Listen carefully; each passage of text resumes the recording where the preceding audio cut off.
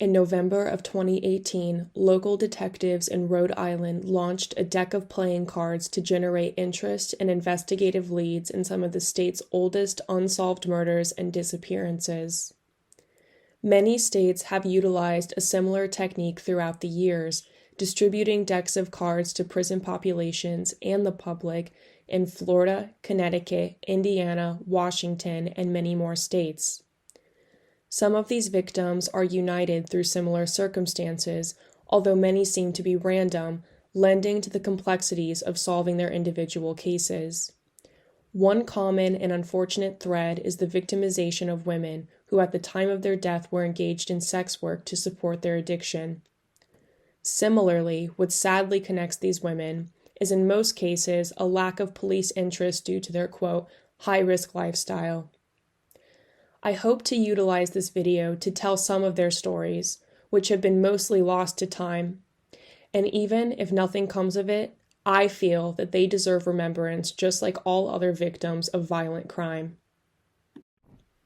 On December 13, 1994, the body of Evelyn Sanchez was found lying face down next to an old police van in a junkyard in Johnston, Rhode Island. Police determined that she had been killed at a prior location before being left there. She was discovered naked and bound at the wrists and ankles. Evelyn was last seen on December 6, 1994 at the B&D Tap on the corner of Atwells Avenue and Valley Street in Providence, Rhode Island. Evelyn was found 7 days after her family reported her missing. She was a known drug user and sex worker. Due to her, quote, high-risk lifestyle, her case did not receive much attention from the media or law enforcement. She was a mother, a sister, a daughter, and was deeply loved by all who knew her. To this day, her mother reportedly calls the police station every month to check and see if there are any updates in her daughter's case. Her murder remains unsolved to this day, and very little information is publicly available. Evelyn is the 8 of diamonds. On March 17, 1994, Woonsocket police were alerted to a foul smell emanating from the third-floor apartment at 233 North Main Street. When police arrived, they were greeted by a disturbingly violent scene. Stained newspapers were strewn about the apartment, a bloody knife was observed in the kitchen sink, and the body of a woman was found. She had been viciously assaulted and murdered. The victim was later identified as 28-year-old Megan Paul. Police noted that her face had been covered with a white sheet, to them evidence of a potential rush of shame on the part of the killer, potentially indicating that the perpetrator was someone that Megan knew. Little is publicly available about Megan's life, other than the abundance of tragedies surrounding a woman living under cover from society. Leading up to her death, Megan had been engaging in sex work and using illicit drugs. She kept a diary, documenting the days and weeks leading up to the end of her life. Filled with tumultuous stories, it painted the picture of a woman begging for help and living on the edge of society.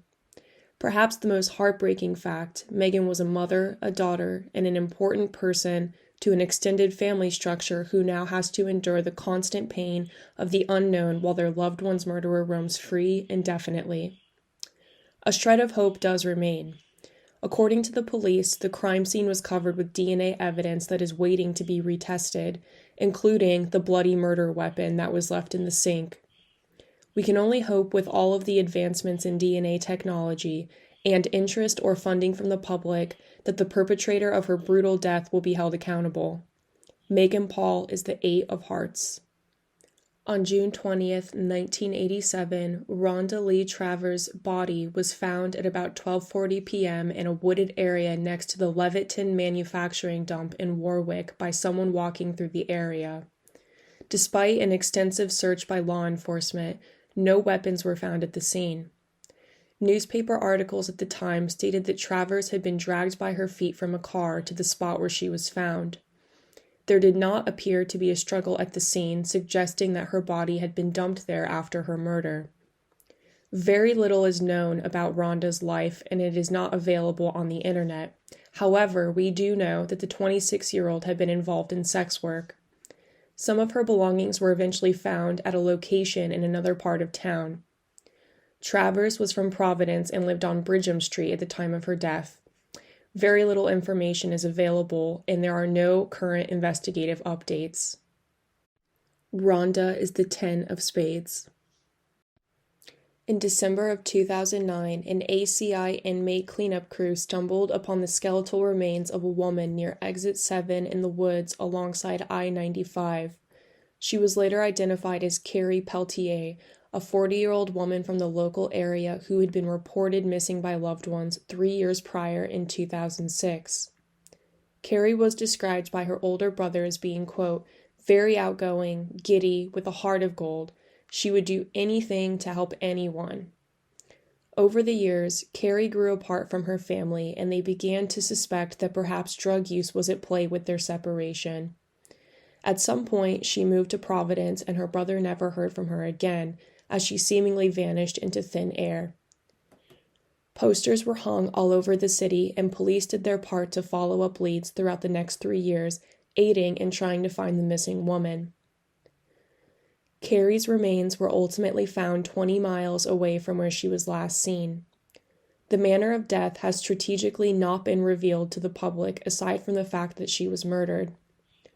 The investigation into her death is ongoing. Carrie is the 5 of diamonds. If you have any information that could help resolve these cases, contact the Rhode Island Police Department at 1-877-RI-SOLVE.